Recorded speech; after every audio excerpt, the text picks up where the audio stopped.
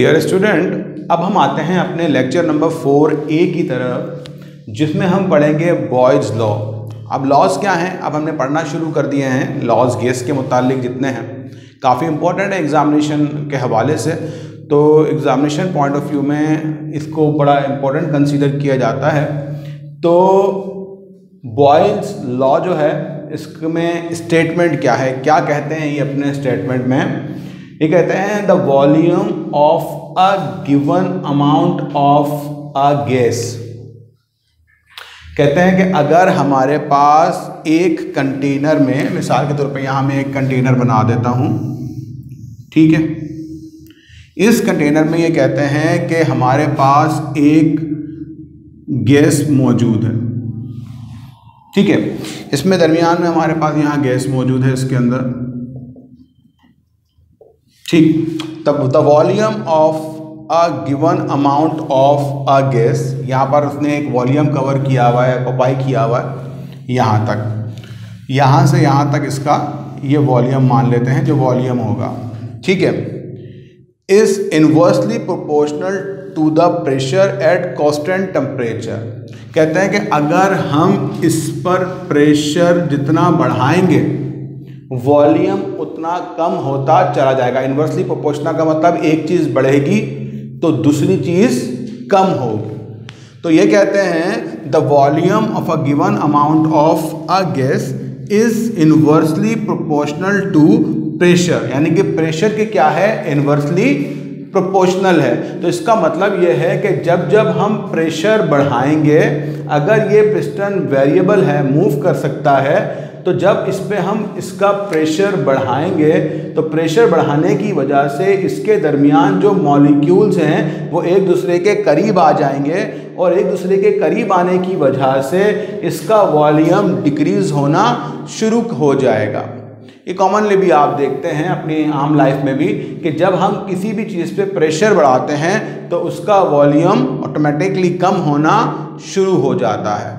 तो गैस के साथ भी यही है कि जैसे ही हम किसी गैस के कंटेनर के ऊपर प्रेशर बढ़ाते हैं तो गैस अपना वॉल्यूम कम करना शुरू कर देती है। तो इस इनवर्सली प्रोपोर्शनल के जो रिलेशन को हम कहते हैं, ये हमारे पास है बॉयल्स लॉ, और ये काम करता है कांस्टेंट टेम्परेचर पे, यानी कि जब इस पे टेम्परेचर क्या रहेगा, मुस्तकिल या फिर कांस्टेंट रहेगा, ठीक है।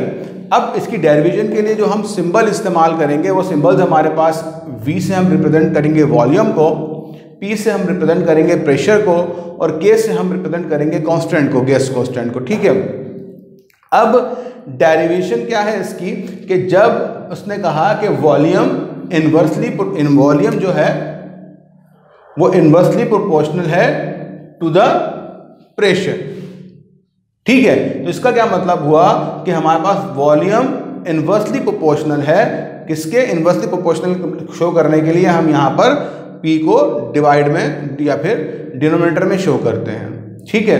तो हमारे पास ये शो करेगा जो वॉल्यूम है वो इनवर्सली प्रोपोर्शनल है किस चीज़ के, प्रेशर के, यानी कि वॉल्यूम बढ़ेगा तो प्रेशर कम होगा, प्रेशर बढ़ेगा तो वॉल्यूम कम होगा। तो इसका मतलब यहाँ पर हो गया कि अगर हम इस प्रोपोर्शनल का निशान हटाते हैं तो हम ये बात याद रखिएगा, तो उसके साथ हम एक इज इक्वल टू और एक कांस्टेंट का इजाफा कर देते हैं। कांस्टेंट K के तौर पे हमने इस्तेमाल किया है, तो हमारे पास क्या हो गया, V is equal to K 1/P। P यहाँ पर क्या कर रहा है, डिवाइड कर रहा है, तो वहाँ जाके क्या करेगा, मल्टीप्लाई। तो K किसके बराबर हो गया, PV के, यानी P यहाँ आ गया तो K किसके बराबर हो गया, PV के। अब कंसीडर कर लेते हैं हम एक कंटेनर, इस कंटेनर का ये हमारे पास अभी फ़िलहाल ये वॉल्यूम है। अगर हम इस पे प्रेशर P1 लगाते हैं तो इसका वॉल्यूम कितना होगा, V1, और कांस्टेंट K ही रहेगा।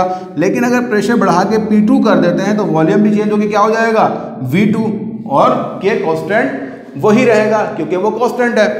तो इस मर्तबा K एक मर्तबा P1 V1 के बराबर हो जाएगा, एक मर्तबा P2 और V2 के। इसका मतलब है K जो है वो P1 V1 के बराबर भी है और K जो है वो P2 और V2 के बराबर भी है।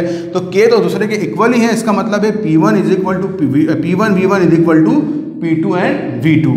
ये हमारे पास जो है यूज़ होता है इसके डेरिवेशन के लिए या कैलकुलेशन के लिए हम इस्तेमाल करते हैं किसको, ये फॉर्मूले को, और इस फॉर्मूले को हम इसके न्यूमेरिकल में भी इस्तेमाल करते हैं। ठीक है, तो यहाँ तक तो इसकी डेरिवेशन कंप्लीट हो गई। ठीक है, अब P1 क्या है, मान लें इनिशियल प्रेशर है, V1 क्या है, इनिशियल वॉल्यूम है, P2 क्या है, फाइनल प्रेशर है, और V2 क्या है, फाइनल वॉल्यूम है।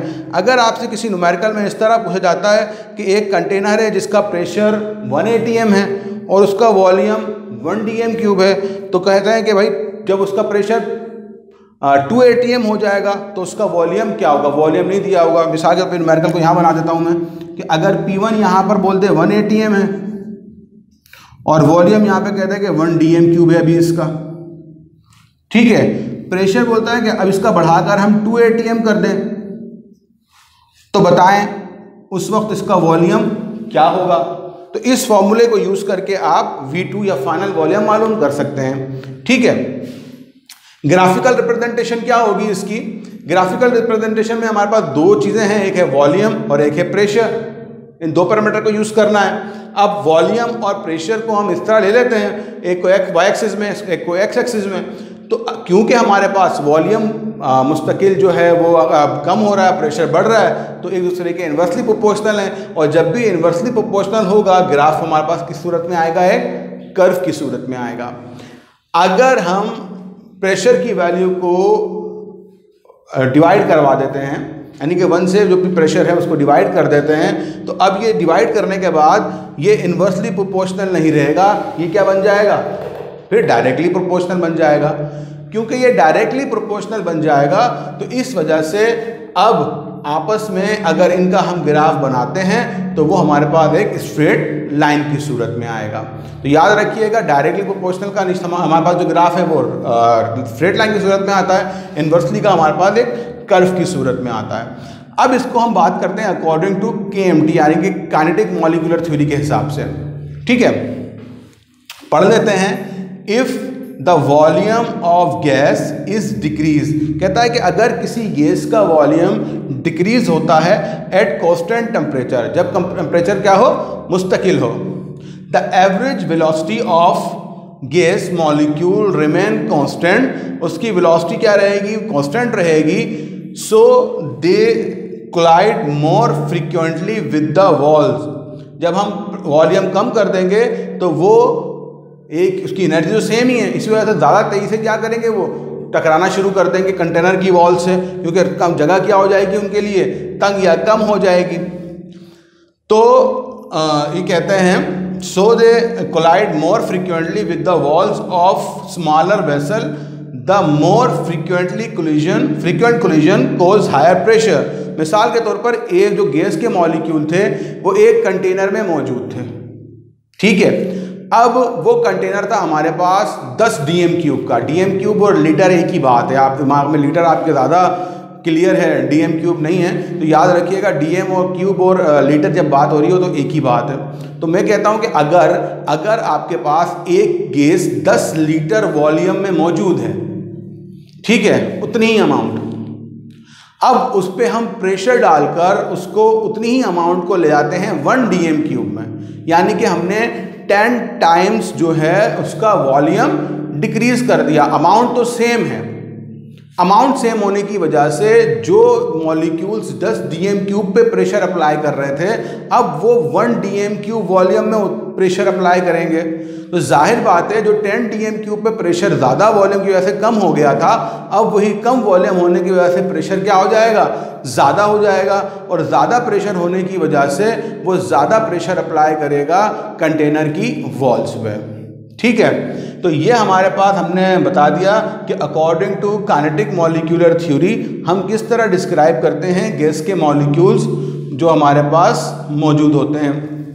अच्छा, अब आपको ये बता दूं कि ये जब लॉज शुरू होते हैं हमारे पास, तो ये बॉयल्स लॉ है, फिर चार्ल्स लॉ है, फिर एवोगाड्रो लॉ है, फिर उसके बाद ग्राम्स लॉ है, एंड देन डॉन्डल्स लॉ है। ये लॉज हमने पढ़ने हैं तमाम तर गैस के टॉपिक में, जो कि अच्छे तरीके से आपको क्लियर होने चाहिए। इसके बाद जब भी हम कोई लॉ पढ़ेंगे उसके साथ उसका हमने न्यूमेरिकल भी करना है, सॉल्व करके देखना है कि हमें इसके न्यूमेरिकल सॉल्व करना आ रहे हैं या नहीं आ रहे हैं। ये 4A लेक्चर मैंने इसीलिए दिया है कि 4B इसके लिए हमारे पास जब नेक्स्ट लेक्चर होगा वो इसकी एग्जाम्पल करेंगे इसके न्यूमेरिकल की, कि इसका हमारे पास कि किस तरह हम इस फॉर्मूले को इस्तेमाल करेंगे। ठीक है, फिर हमारे पास इसी तरह लॉज पढ़ने के बाद गैस का टॉपिक जब ख़त्म होगा तो फिर हम लिक्विड पे जाएंगे। अब हमारे को इजाज़त दीजिए, बहुत शुक्रिया, थैंक यू, अल्लाह हाफ़िज़।